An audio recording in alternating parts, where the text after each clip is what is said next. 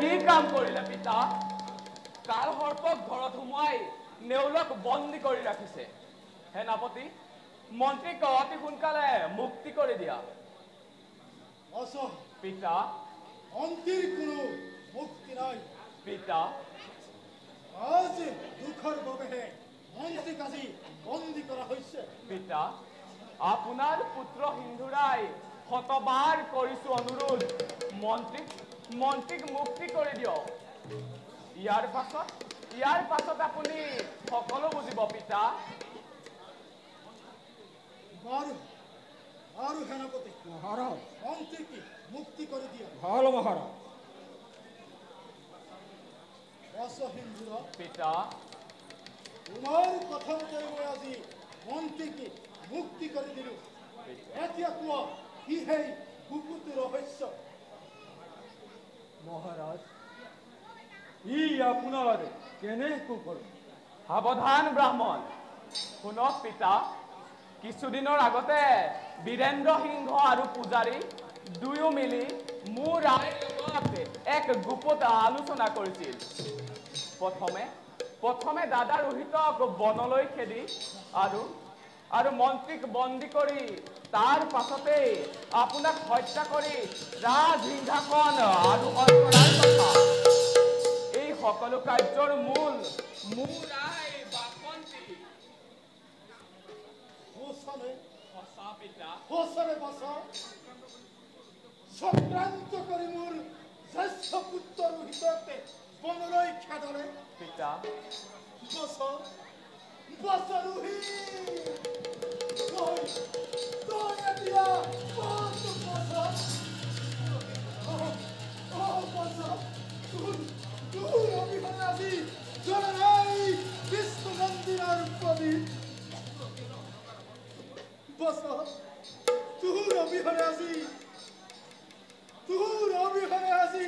অন্ধকাৰে অবন্তী ৰাজ্য পুত্ৰৰ লগতে কোমল হিয়া পত্নীয়ে মোক এৰি গ'ল বনৰ মাজলৈ। নাই আৰু ভাবিবৰ সময় নাই। পিতা, বন্দী কৰা এই পূজাৰী আৰু সেনাপতি। ভাল পিতা। হিন্দুৰা, পূজাৰীক বন্দী কৰাৰ আগতে নিজৰ জীৱন ৰক্ষা কৰ। বেশ তেন্তে হে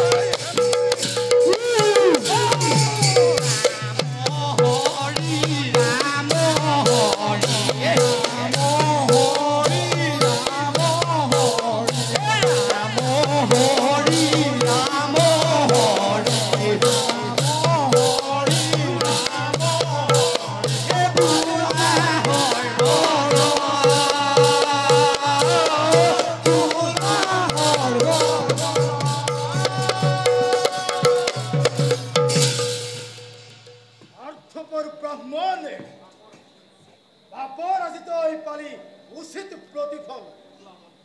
যোৱা মন্ত্ৰীবোৰ ব্ৰাহ্মণকে অন্ধকাৰ কাৰাগাৰত ঠাই দিয়াবি। ভাল মহাৰাজ।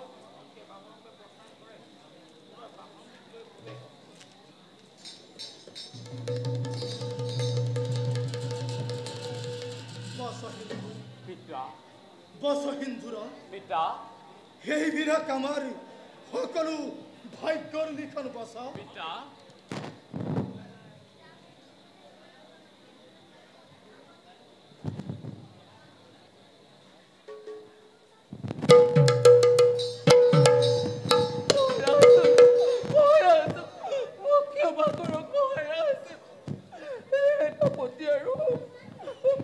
এই চক্ৰান্তত পৰি মই মহাপাপত লিপ্ত হলো নাথ।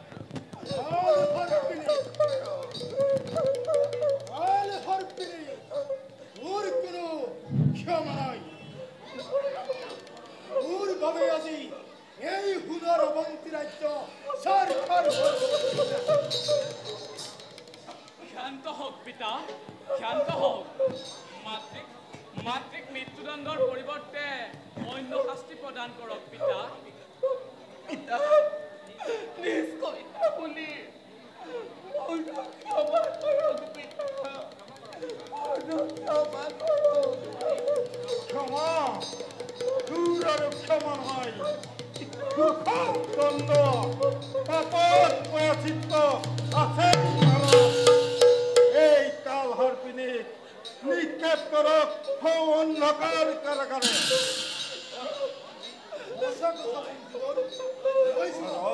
লৈ যোৱা এই কাল হৰপিনীকে অন্ধকাৰ কাৰাগাৰে। প্ৰকাশ কৰি তোমাক এনে শাস্তি প্ৰদান কৰাৰ বাবে মোক ক্ষমা কৰাই। মহাৰাজ নিশ্চয় আছে মন্ত্ৰীবৰ।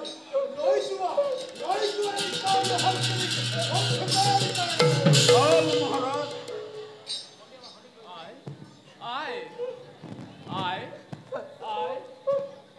পিতা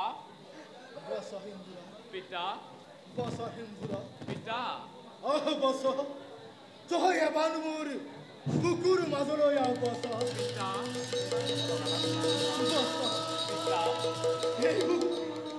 এইবিলাক সকলো আমাৰ ভাগ্যৰ লিখন। বস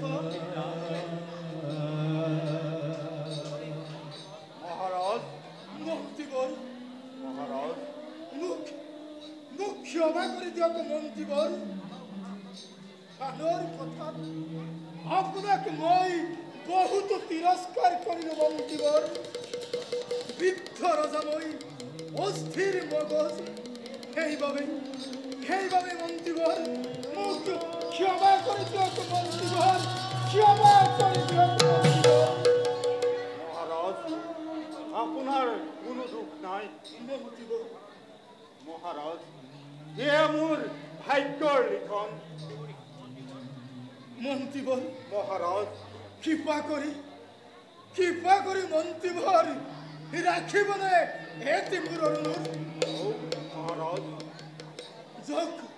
যাওক মন্ত্ৰীবৰ। অৰণ্যৰ পৰা মোৰ জ্যেষ্ঠ পুত্ৰ ৰোহিত আৰু ৰাণীক উভতাই অনাকৈ ৰাজসভালৈ।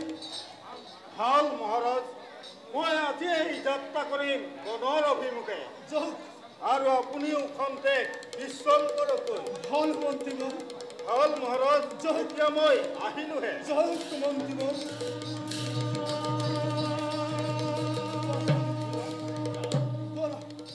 আমিও জ্যেষ্ঠ পুত্ৰ ৰোহিত আৰু ৰাণীৰ আগমনৰ কাৰণে অপেক্ষা কৰোগৈ।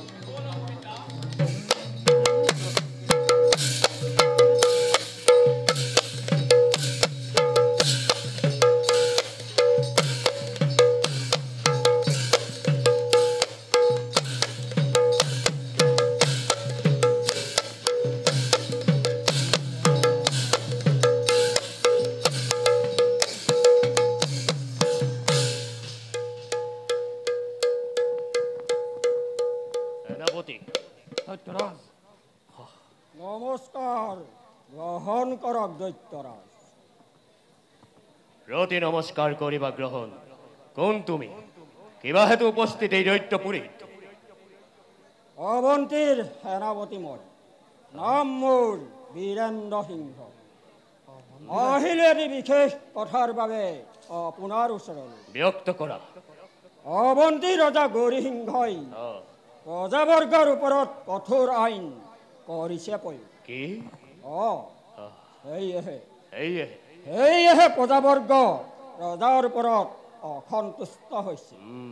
গতিকে দৈত্যৰাজ, আপুনি অৱন্তী ৰাজ্যলৈ গৈ প্ৰজাসকলৰ মাজত শান্তি স্থাপন কৰিব লাগে। আৰু গৌৰী সিংহৰ ওপৰত প্ৰতিশোধ ল'ব লাগে।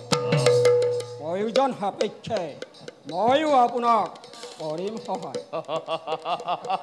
বেশ, কি অবন্তী ৰাজ গৌৰী সিংহই প্ৰজাৰ উপৰত কৰে অত্যাচাৰ? হয় মোৰ দৈত্য। নাই নাই, সাধাৰণ প্ৰজাৰ উপৰত অত্যাচাৰ মোৰ নহয় সহ্য। সেনাপতি, এতিয়া যোৱা, কালিলৈ প্ৰভাততে যাত্ৰা কৰিম মই গৌৰী সিংহ ৰাজ্য অবন্তী আক্ৰমণ কৰিবলৈ। যোৱা। ভাল দৈত্যৰাজ।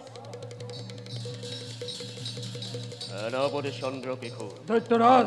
প্রস্তুত করা মোর চতুরঙ্গ বাহিনী। জগতে দেখো কাকু অজয় সিংহর বিক্রম।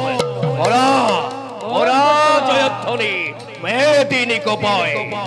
জয় দৈত্যরাজন, জয় দৈত্যরাজন, জয় দৈত্যরাজন।